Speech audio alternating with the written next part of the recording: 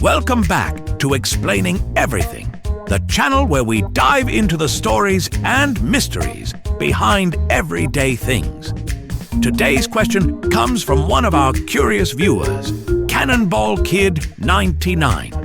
Thanks for the splashy suggestion, Cannon. You asked, why do pools need chlorine? If you've ever opened your eyes underwater and immediately regretted it, or smelled that sharp, chemical pool perfume and wondered, is this just part of the vibe? Then you've dipped your toes into chlorine territory. But what exactly is this chemical doing in our water?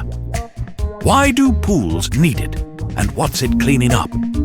Today, we're diving deep into the science behind chlorine, the pool's unsung lifeguard, to uncover how it keeps your cannonballs clean and your swim safe.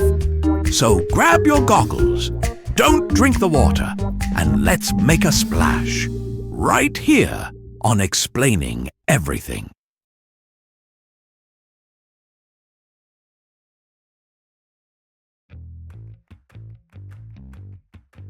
Before we get into why it's in pools, let's talk about what chlorine is. Chlorine is a chemical element, number 17 on the periodic table, right next to, hey, don't sniff that. In its natural state, it's a toxic greenish-yellow gas. Sounds terrifying, right? Come swim in our toxic cloud. Not the best sales pitch, but in pools, chlorine usually shows up as a compound like calcium hypochlorite or sodium hypochlorite, basically a safe-to-use form that dissolves in water and goes to battle against the microscopic monsters living in your pool. Yes, monsters.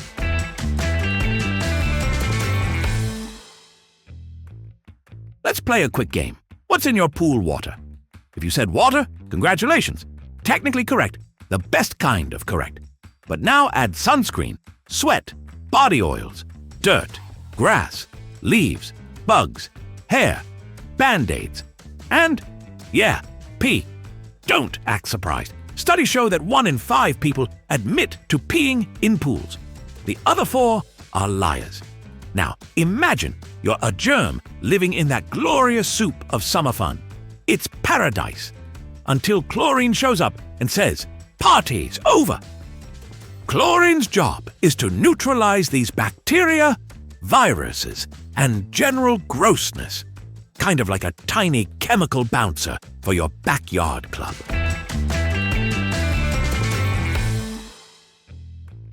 So, how does chlorine work its disinfecting magic?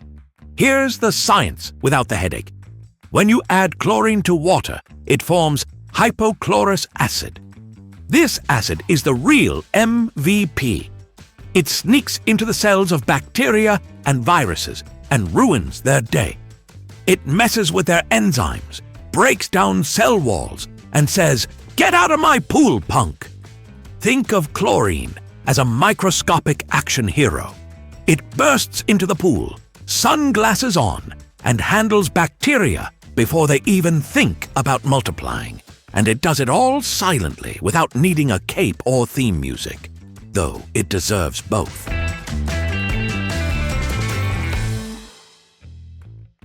Okay, time for a common chlorine myth. Do you know that strong pool smell people associate with chlorine? The one that hits you like a chlorine slap when you walk into a hotel pool. Well, plot twist. That smell isn't chlorine. It's chloramines, chemicals formed when chlorine mixes with contaminants like sweat and urine. So, if a pool smells too strongly, it might mean the chlorine is losing a battle with gross stuff. That's not extra clean. That's we need more chlorine immediately.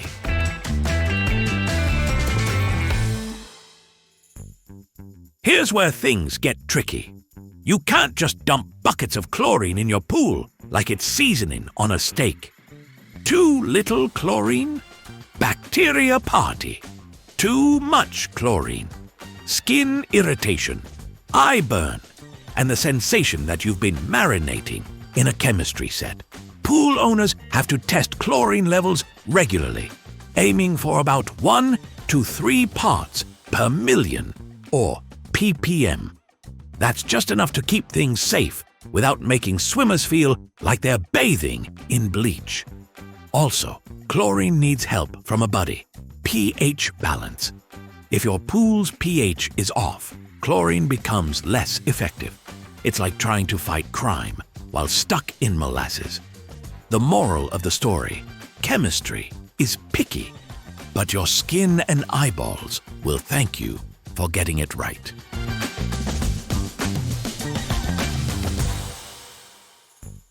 Some people ask, do we have to use chlorine? Isn't there something less sciencey? Sure, saltwater pools use electrolysis to generate chlorine naturally. It's gentler on skin and eyes and makes you feel like you're swimming in fancy water. Ozone systems and UV filters are other options. Very cool, very high-tech, but often come with a "please sell your car to afford this price tag." So, chlorine sticks around because it's effective, affordable, and relatively easy to manage. Just like a reliable friend who always shows up with snacks and doesn't judge your floaty choice.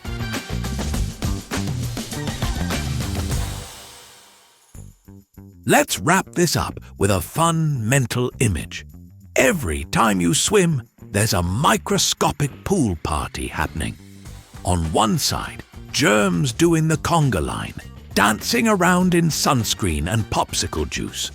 On the other side, chlorine, storming in like a no-nonsense lifeguard with a whistle that says, "No fun for you, bacteria."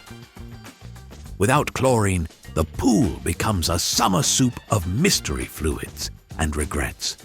With chlorine, it's a safe, sparkling, swim-worthy paradise where you can cannonball with confidence. So, the next time you jump into a pool and feel that cool rush of chemically balanced bliss, give a little thank you to chlorine, the unsung hero of hygiene, the guardian of the deep end, and the reason your eyes sting just a little bit. Because at the end of the day, chlorine's not just there for fun. It's working overtime to fight off the germs, gunk, and mysterious floaty bits that somehow always end up in the shallow end. It's like the pool's personal bouncer, except instead of kicking out party crashers, it's neutralizing bacteria with science-fueled vengeance. And remember, stay cool, stay clean, and maybe don't pee in the pool. If you like this video, hit that like button and subscribe.